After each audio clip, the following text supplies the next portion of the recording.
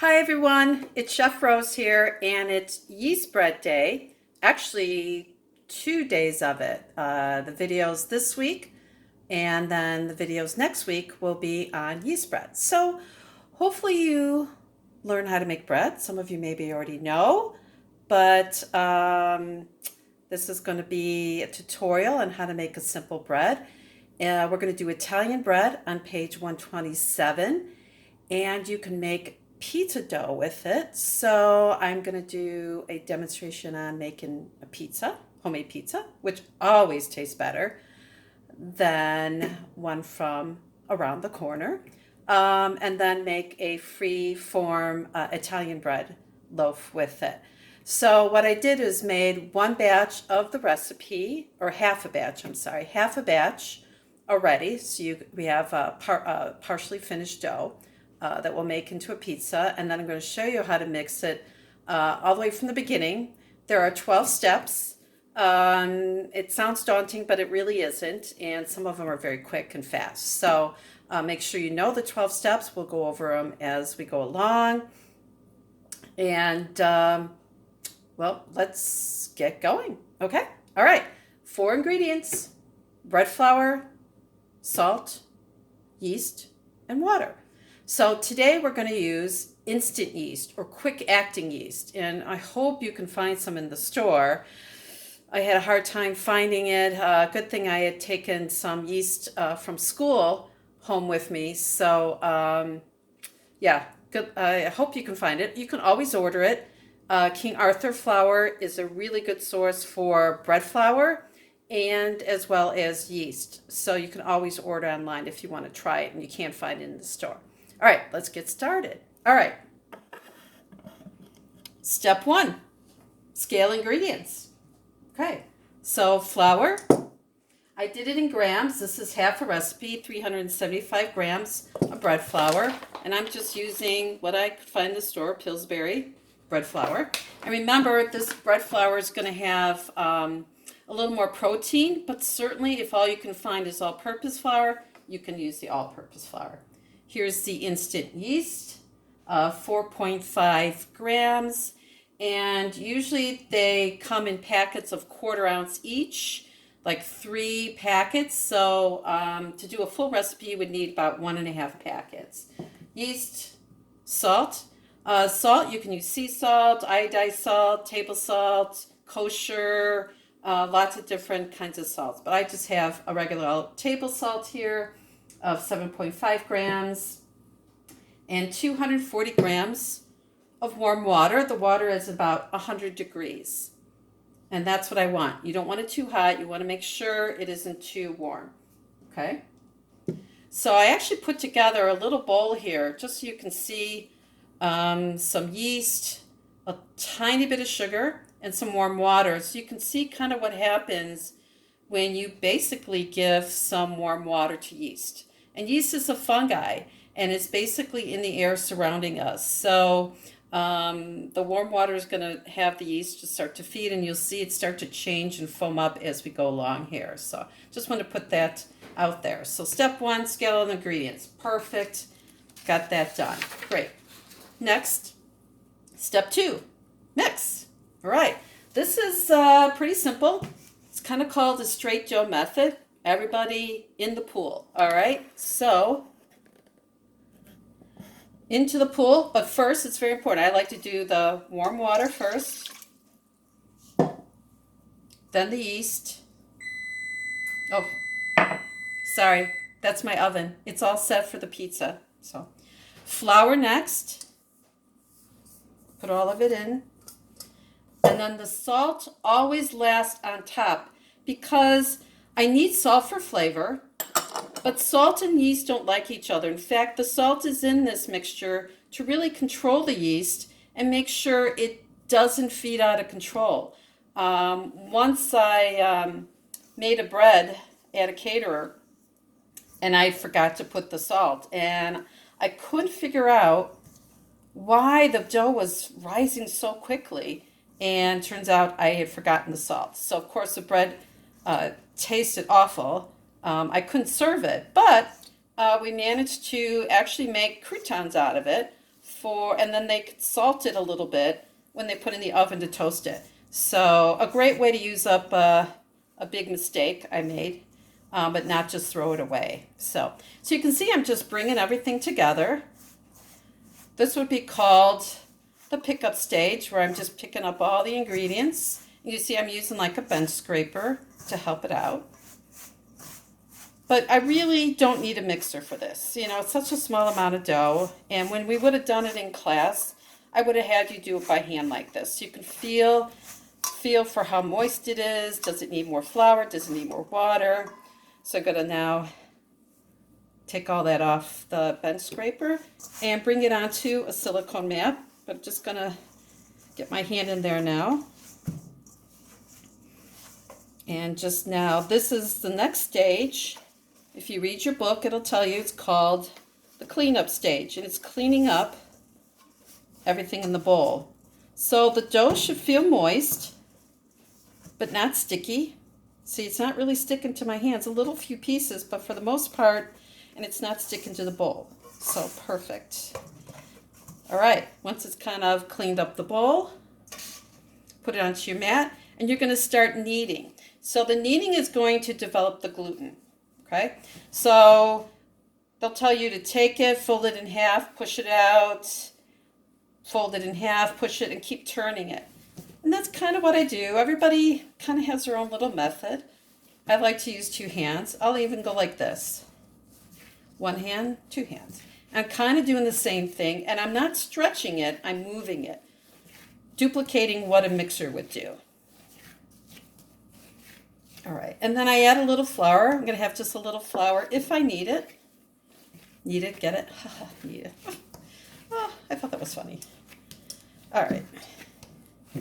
Keep moving it. So let's talk about the functions of all the 4 ingredients. So the flour, of course, is structure. And again, like we said, we use bread flour because it has a little bit more protein than all-purpose. But certainly all-purpose will work too.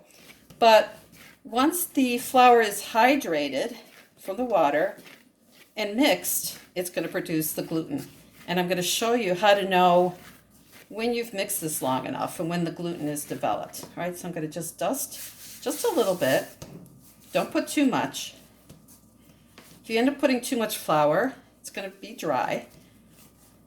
And if that happens, you could try and fix it. Wet your hands a little bit. Don't put water in the dough, but just maybe wet your hands if the dough got a little dry, and that should help. So you see how I just keep moving it. So the flour is structure. The yeast, of course, is going to produce CO2 and alcohol and give the bread its volume, make it rise, give it flavor, give it texture, structure. The water, of course, very important, hydrates the flour and helps produce gluten. But if you also noticed, I said you want 100-degree water. Yeast is kind of like humans. We need water, and we need food. So the yeast is getting water. 90, 100-degree water is perfect for yeast to feed very well. You don't want to go too hot on the water, just warm enough. So it's feeding, it's like alive now from the water. And the flour is its food. The flour converts to sugar, and that helps feed the yeast. And that's what makes the yeast produce CO2. So every ingredient has a very important function. The salt, like I said, salt is in there to control the yeast.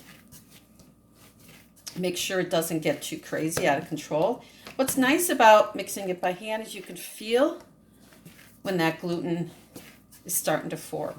It goes from a rough dough, starts to get smoother. So this will take 7 minutes, 6 to 7 minutes to get a nice gluten development. So making bread from beginning to end, pretty much almost 3 hours.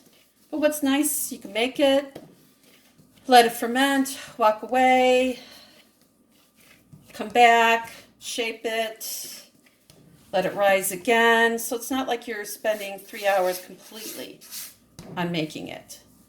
You're just kind of letting the yeast do its thing in that time. And that includes baking time, that 3 hours too. So I wanted to do something simple like the Italian bread, something you can shape and put onto a sheet pan and bake freeform. Now keep in mind, like I said, I'm going to use part of this dough to make a pizza. Now they do have a variation in the book.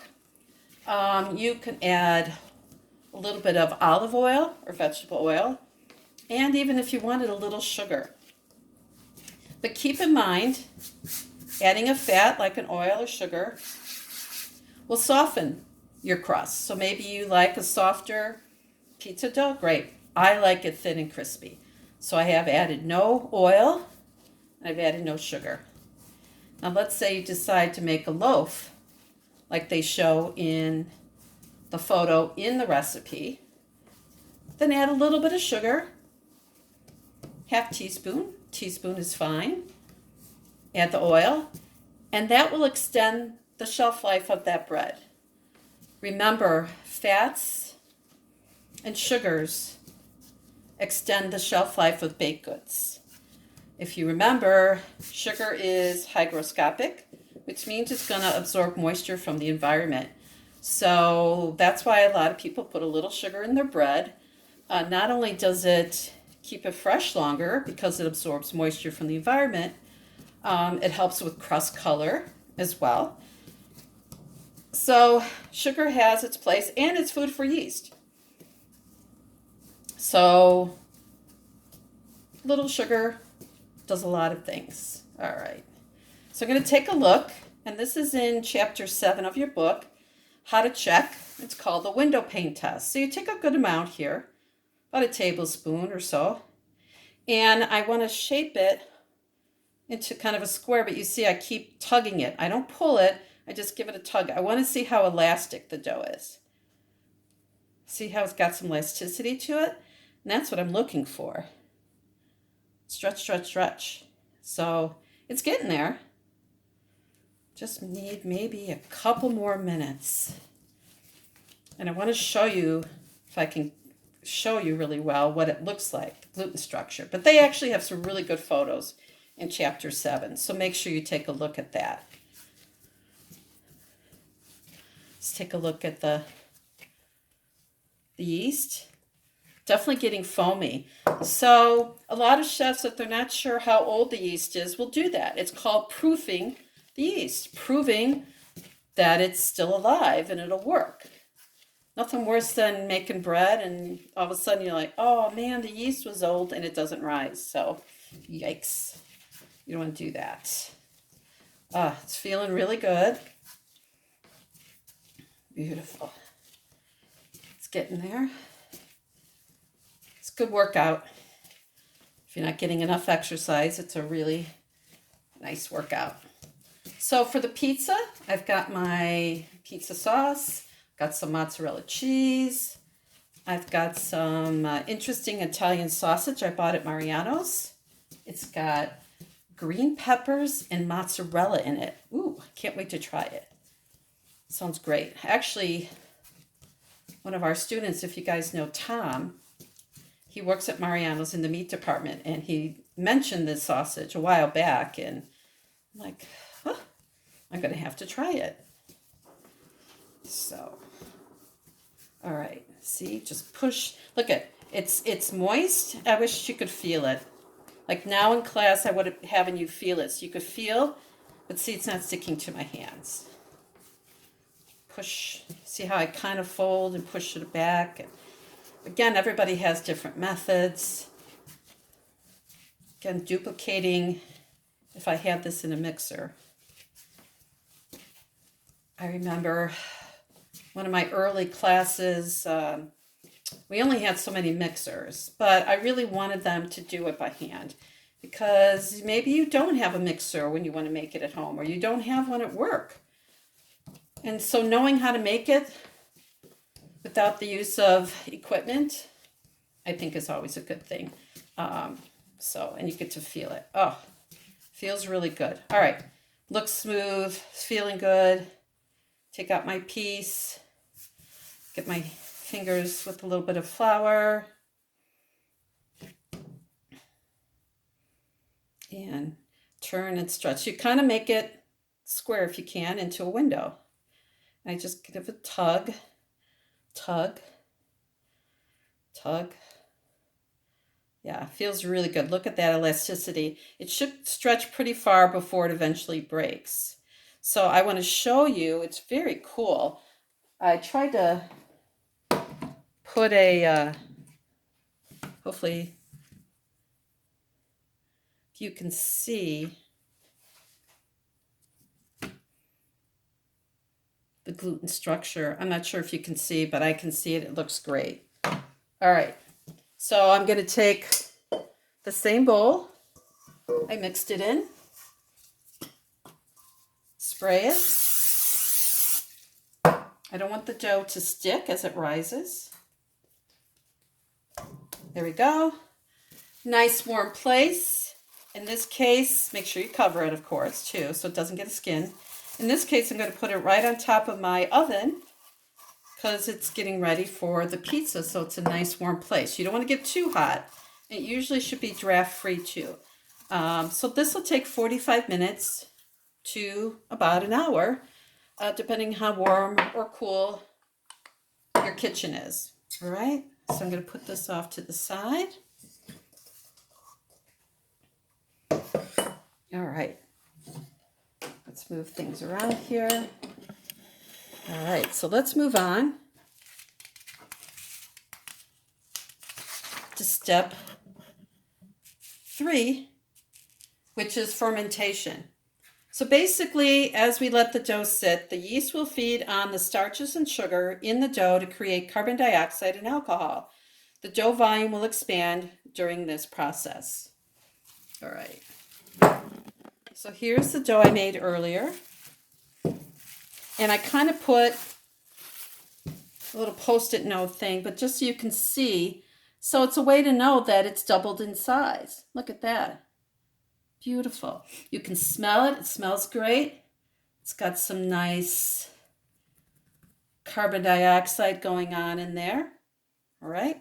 So for this next step, step 4,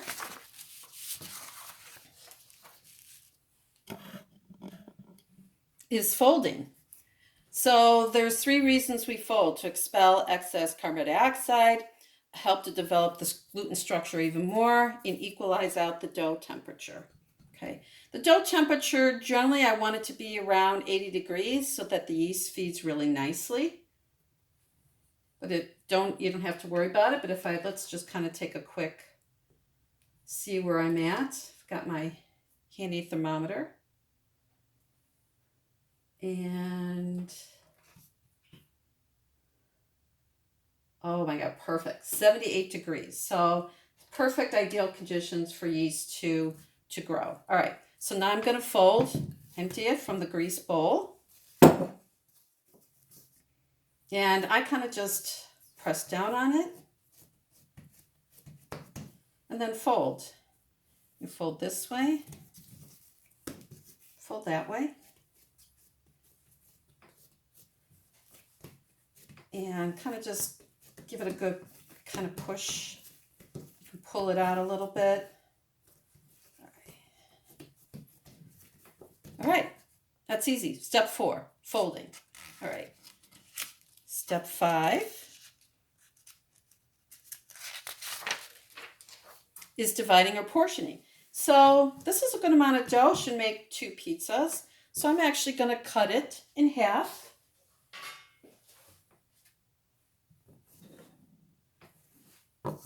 More than enough. Remove my thermometer. All right, so if it was rolls, maybe you want to do 2-ounce rolls, so you would scale all your 2-ounce pieces.